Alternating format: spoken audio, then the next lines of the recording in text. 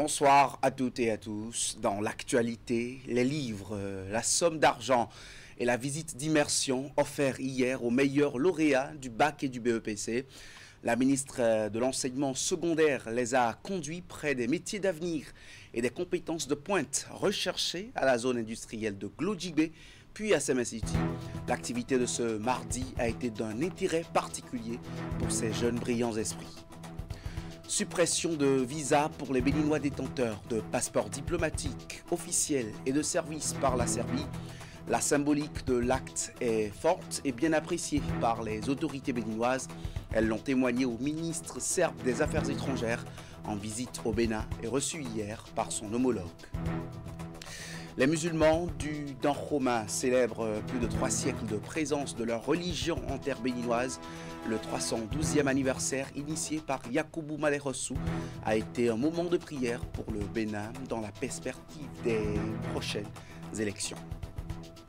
En cas de pollution atmosphérique, pour ouvrir ce journal, il dérange au quartier Tokpa-Zumbo dans la commune d'Abomey-Calavi. La situation est due à la putréfaction de produits congelés stockés dans un dépôt, communément appelé poissonnerie, aux abords du tronçon Carrefour Ita, Carrefour Pota. Elle a fait descendre sur le terrain ce matin le ministre conseiller aux infrastructures, Jacques Ayadji, alerté par les populations. Reportage Hugues Vignibé, Simon Rolonon.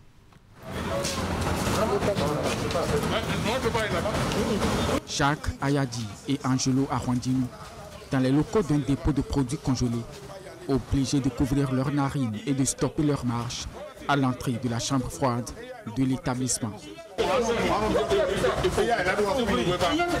Sur les lieux règne, en effet, une pollution atmosphérique alimentée par une senteur irrespirable. À en croire l'un des employés du site, l'affaire est d'ores et déjà devant la justice et suit son cours. Celui qui nous a attaqué, il nous attaque pourquoi? Parce que notre gérant essaie de sortir. Et vous n'avez pas un huissier qui peut venir? Nous sommes en face du village d'enfants SOS d'Abomey-Calavi, au quartier Tokpa-Zumbo. J'ai été alerté par les populations de la zone. Je ne sais même pas comment elles ont pu connaître mon numéro.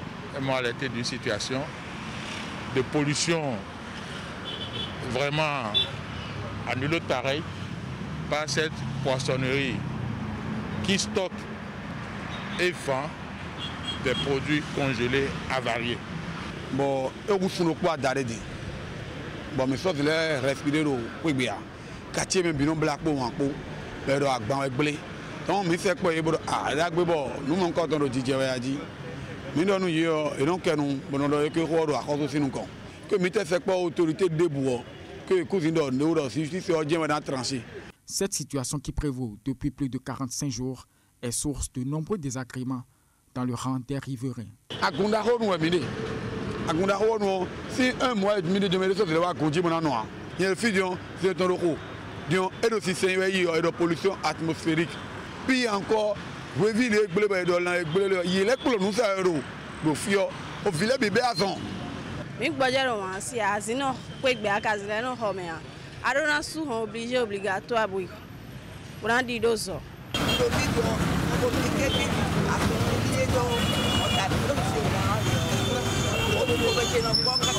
Face à la gravité des faits, le ministre conseiller en charge des infrastructures situe les responsabilités. Et ce n'est pas seulement la faute aux promoteurs, c'est la faute aux autorités locales, les maires, les CA, les chefs de village qui vivent dans l'environnement. L'autorité communale, pour sa part, s'engage à prendre des mesures diligentes afin de mettre fin au calvaire des populations. Personne ne peut avoir cette situation et rester indifférent. C'est ce matin que je viens de le constater et je crois que les dispositions seront prises pour que d'abord la boutique soit fermée et qu'on fasse les procédures d'urgence pour dégager ces produits avariés de là. Angelo Arwandino est instruit par le ministre conseiller aux infrastructures d'entreprendre une procédure judiciaire à l'encontre du promoteur de l'établissement. Il invite par ailleurs les populations à dénoncer les opérateurs économiques intelligents. Les premiers au bac et au BEPC de cette année ont passé toute la journée d'hier en compagnie de la ministre des Enseignements secondaires, techniques et de la formation professionnelle. Véronique Tony-Fodé leur a fait visiter la GDIZ et Sema City pour la découverte des efforts de développement du Bénin, de même que les métiers les mieux en vue aujourd'hui. La journée d'excellence s'est achevée avec un pique-nique à la plage de Cotonou, fait de remise de prix et de dîner en compagnie des parents. Compte rendu. À la zone industrielle de Glodjibé, la fine fleur, la crème de la crème aux examens nationaux de l'enseignement du 2e degré aiguise une grande curiosité. Les meilleurs découvrent l'industrie textile de confection de vêtements et une entité de fabrication de carreaux. Leur contact avec la plateforme majeure d'industrialisation du Bénin attise en eux l'appétit des métiers innovants de l'heure, les compétences pointues dont ils vont relever les défis dans les années à venir. L'effet était le même à Sema City, le hub béninois de l'innovation, où ces enfants de la génération 2.0 ont apprécié par eux-mêmes le cadre créé pour l'éclosion de la créativité dans les métiers d'avenir grâce aux technologies.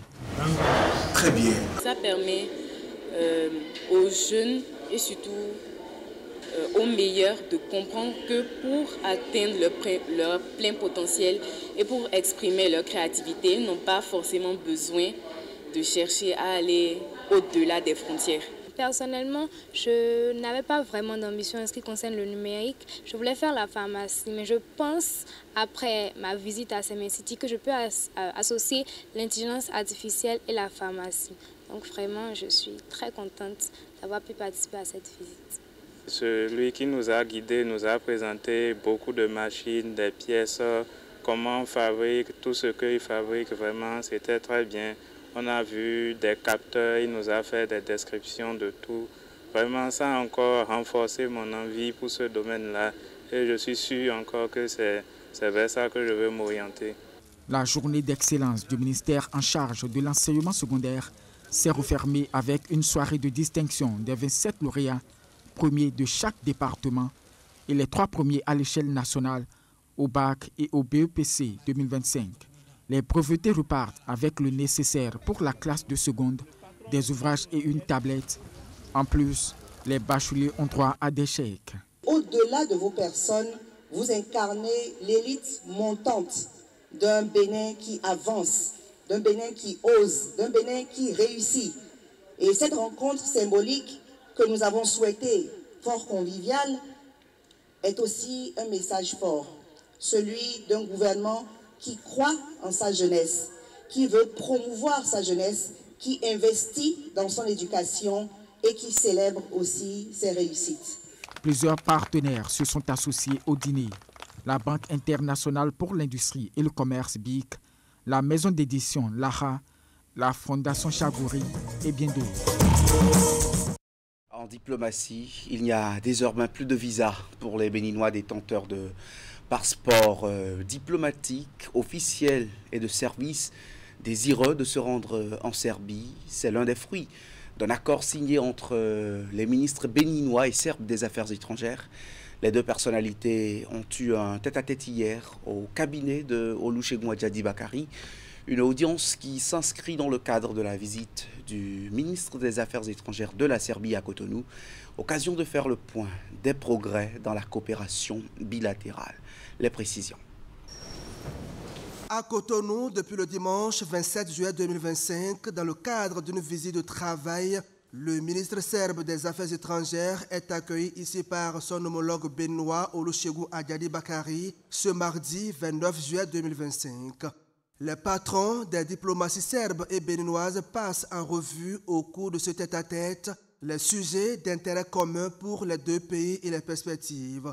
Une parfaite santé des relations qui se traduit par la signature d'un accord relatif à l'exemption de visa pour les titulaires de passeports diplomatiques officiels et de services.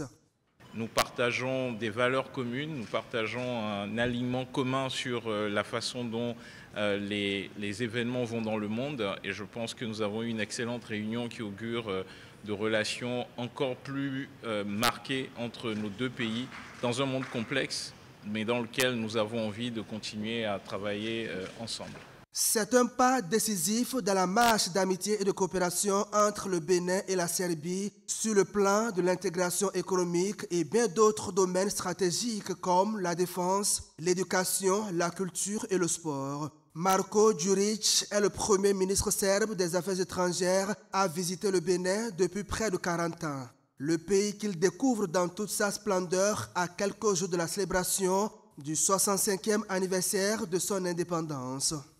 Serbia is very much interested in pursuing close connections to Benin, and with my friend and brother Bakari, during his visit to Belgrade, we already established huge parallels between our approach to a number of global issues, which means that we share common values, we share the respect for the UN Charter, we share the wish to see peaceful resolution of ongoing controversies among big powers, and we also want to seek economic opportunities for our people.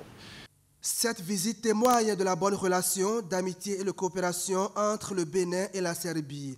Par cette même occasion, les deux ministres ont procédé au lancement des premières consultations politiques entre les deux pays. Le 10 avril 2025, le ministre béninois des Sports a aussi rencontré son homologue serbe en marge des gymnasiades U15. Des discussions axées sur l'exploitation des expertises serbes dans les disciplines sportives comme le tennis et le basket, dans lesquelles la Serbie s'illustre comme l'une des meilleures nations au monde. Le président du Conseil économique et social a reçu hier l'ambassadeur de Chine au Bénin. Les échanges avec Conrad Baguidi ont notamment tourné autour du renforcement de la coopération entre la Chine et cette institution. Bien d'autres sujets ont meublé ce rendez-vous. Suivons ici les propos du diplomate à sa sortie d'audience. Oui, nous connaissons bien le rôle important joué par le Conseil économique et social dans la vie politique et économique au Bénin. Oui. Pour moi, je viens ici surtout pour exprimer la volonté de la partie chinoise de continuer à renforcer la coopération avec le Conseil économique et social dans le cadre d'excellentes relations bilatérales entre la Chine et le Bénin, basées sur la confiance mutuelle politique, avec des échanges étroits, et réalisant des résultats satisfaisants. Mais on doit dire que c'est une visite de courtoisie, mais on a réalisé quand même deux pistes de coopération avec son Excellence président du Conseil économique et social. Donc c'est des échanges avec le partenaire en Chine, la conférence consultative politique du peuple chinois. C'est la première piste. Et deuxième piste, on va voir ensemble de petits projets avec le Conseil, parce que le Conseil économique et commercial connaît bien le peuple, connaît bien la réalité du Bénin. Donc on va voir des petits projets qui est plus proche du peuple du Bénin avec le Conseil. Un peu plus tôt, le directeur général du Fonds national de la microfinance, lui, a présenté au président du Conseil économique et social les différents services et offres mises à disposition du Bénin par sa structure. Joël Afoyon a également défini avec Conrad Baguidi un cadre de collaboration pouvant permettre d'œuvrer pour le bien-être des populations. On écoute les explications du DG-FNM à l'issue de la rencontre. Le FNM a eu l'honneur d'être reçu en audience par M. Conrad Baguidi, le président du Conseil économique et social du Bénin. Cette occasion qui nous est offerte nous a permis de faire le tour des différents produits et services que le Fonds national de la microfinance met à la disposition de la population béninoise, qu'elle soit rurale ou urbaine. Nous avons présenté au président et à ses équipes notre offre de microcrédit qui couvre le secteur de l'agriculture, qui couvre le secteur des services à destination de nos populations. La deuxième partie de notre échange nous a permis de définir un cadre de collaboration avec des échéances très brèves.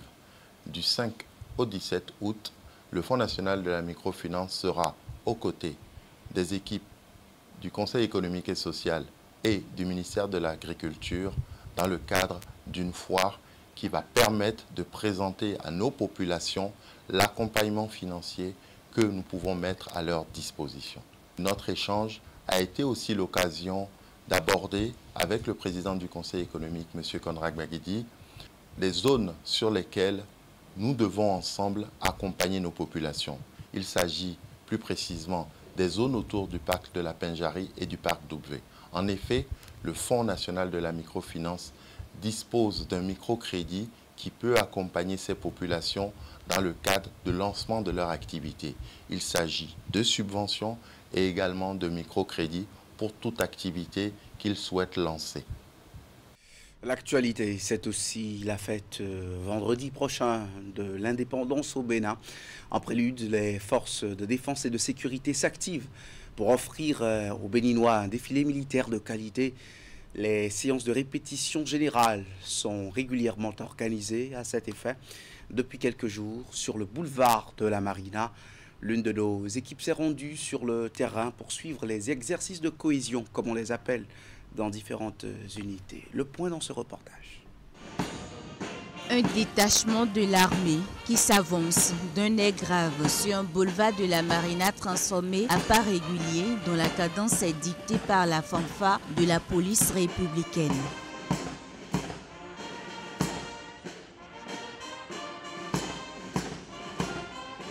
C'est le passage inaugural de cette répétition générale du défilé militaire du 1er août 2025.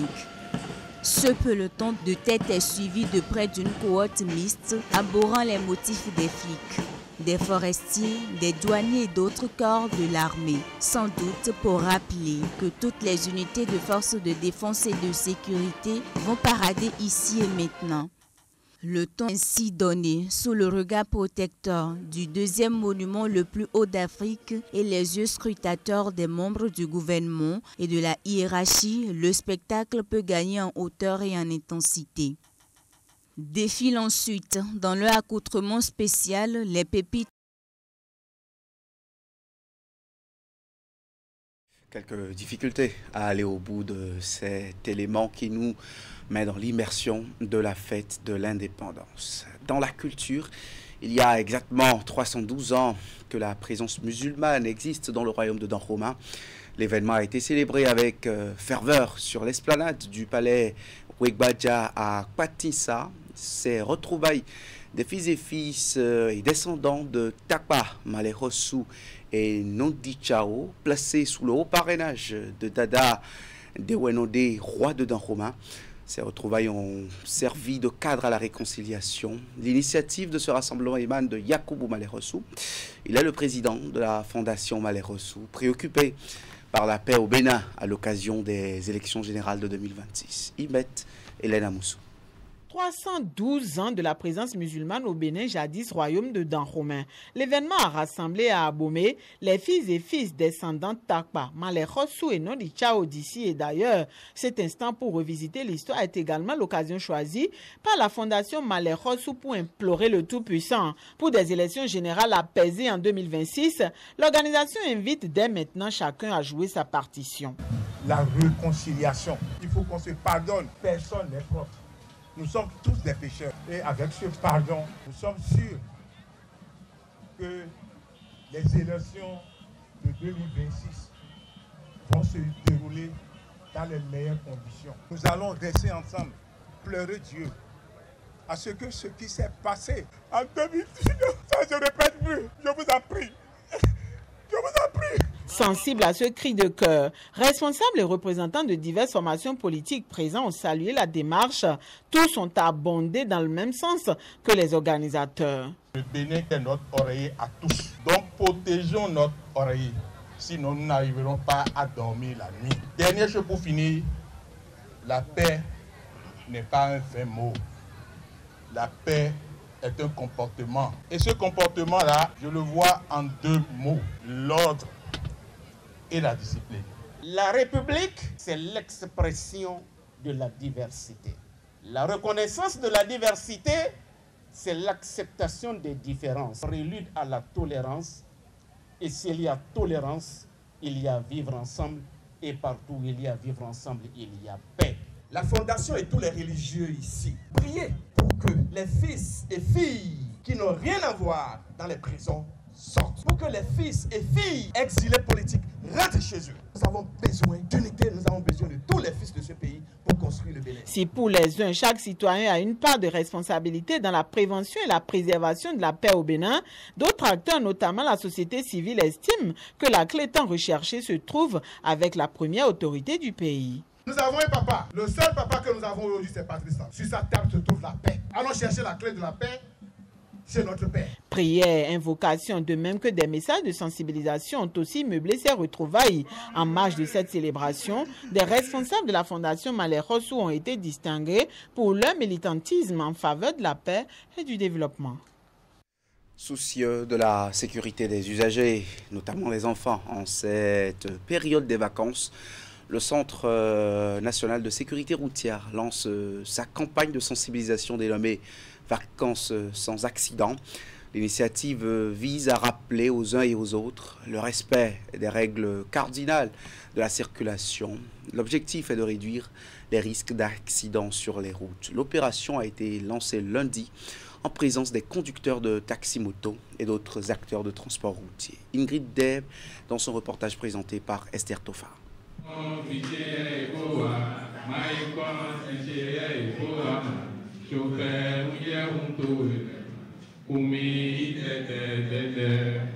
Le Centre national de sécurité routière revient une fois encore à la charge pour intensifier les messages de sensibilisation à l'endroit des usagers de la route. Ceci pour réduire les cas d'accident de la voie publique en cette période de vacances. L'opération est dénommée Vacances sans accident. Nous sommes dans une période particulièrement sensible, une période où beaucoup de jeunes se déplacent, surtout dans nos villes, où il y a des jeunes, non seulement du Bénin, mais aussi des jeunes des pays étrangers qui viennent passer leurs vacances chez nous. Je voudrais exhorter nos amis jeunes à respecter la réglementation. C'est vrai, on veut de l'argent, mais on ne va pas prendre l'argent qui va nous conduire à la mort. Les différents comportements à adopter sur les routes pour garantir la sécurité des usagers ont été rappelés à l'assistance par le représentant de la police républicaine venu en soutien à l'activité. Il s'agit entre autres du respect des règles cardinales, le port du casque et de la ceinture de sécurité. Les vitesses, les surcharges, vous devez pouvoir éviter ça. Une moto, c'est un usager que ça devrait remorquer. Mais nous constatons allègrement qu'il y a des conducteurs de moto qui prennent jusqu'à 5 personnes derrière. Pour ce qui concerne les taxis et les bus, nous devons pouvoir éviter également les surcharges. Le véhicule qui doit prendre 5 personnes, on ne peut pas mettre 8 personnes dedans. Ça ne rime à rien. La plupart des messages relatifs à la sécurité routière qui ont été rappelés, nous les connaissons. Mais dans le quotidien, c'est normal que nous n'y pensions pas parce que nous sommes occupés à faire beaucoup d'autres choses. Donc c'est toujours très utile de se regrouper, de nous rappeler collectivement ce que nous devons défendre et ce que nous devons porter comme message pour pouvoir partir et amplifier ces différents messages à l'égard de tous les usagers de la route. La campagne de sensibilisation a reçu le soutien des responsables des gares routières, des responsables syndicaux de conducteurs et autres associations affiliées. À l'instar des conducteurs de taxi-moto, ils sont eux aussi chargés de sensibiliser à leur tour leurs entourages pour la réussite de l'opération. On va finir au centre des jeunes et loisirs d'Agla à Cotonou qui accueille depuis lundi une formation de 2 jours. Elle est initiée à l'endroit des responsables d'associations de jeunes du département du littoral sur l'identification, la détection et la prévention des comportements déviants chez les adolescents et jeunes. Il s'agit d'une activité annuelle phare de la direction de la jeunesse, des loisirs et de la vie associative du ministère en charge des sports. Elle est bien soutenue, cette initiative, par l'UNICEF. Suivons ensemble les précisions. Cette formation dédiée aux responsables d'associations de jeunes, de la direction de la jeunesse, des loisirs et de la vie associative du ministère des Sports revient avec une nouvelle formule. Contrairement aux éditions antérieures, elle s'ouvre cette année à tous les 12 départements du pays avec un accent mis sur la question des comportements déviants, la crise pubertaire et le rôle crucial des parents vis-à-vis de cette problématique. L'objectif est d'agir à la racine en accompagnant les jeunes à devenir eux-mêmes des porte-voix et des accompagnateurs aux côtés de leurs pairs. En vous formant, nous semons une graine. En vous mobilisant, nous renforçons le tissu associatif local. En vous responsabilisant, nous construisons les fondations d'une société béninoise plus inclusive, plus solidaire, plus résiliente. Au cours donc de ces 2 jours de formation, ici dans le département du Littoral, ces responsables d'associations de jeunes seront entretenus sur les méthodes d'identification, de détection et de prévention des comportements déviants chez les adolescents et les jeunes. Ainsi, ils pourront dès maintenant anticiper sur la problématique avec des programmes d'appoint pour investir les écoles et aussi mieux discuter avec les parents dans leurs différents milieux. Vous serez nos porte-parole, là où nos voix ne peuvent pas aller, là où nos yeux ne peuvent pas aller. Et vous serez nos ambassadeurs, nos porte-parole, nos regards, pour que ce qui peut être rattrapé puisse l'être pendant qu'il est encore temps. Prenez cette mission à cœur, chers jeunes. Multipliez les rencontres, écoutez vos pairs, construisez des solutions et surtout, restez des modèles d'engagement et de cohérence. Chers jeunes, l'UNICEF reste mobilisé aux côtés du gouvernement béninois et de ses partenaires pour améliorer durablement la vie des jeunes. Au terme de la formation, les participants auront pour principale mission d'éveiller la conscience des adolescents et des jeunes sur les déviances possibles et les encadrer au mieux. En gros, ils seront appelés à être des pères et des mères éducateurs ou encore des références positives au sein de leur communauté respective. Le journal est terminé. Restez en compagnie de nos programmes ce soir déjà et tout à l'heure même à 20h. Ne manquez pas sur Canal 3 Bénin et en direct sur notre chaîne YouTube un programme exceptionnel, le documentaire dénommé « Les routes de progrès, asphaltage et densification du réseau routier ». Merci de nous rester fidèles.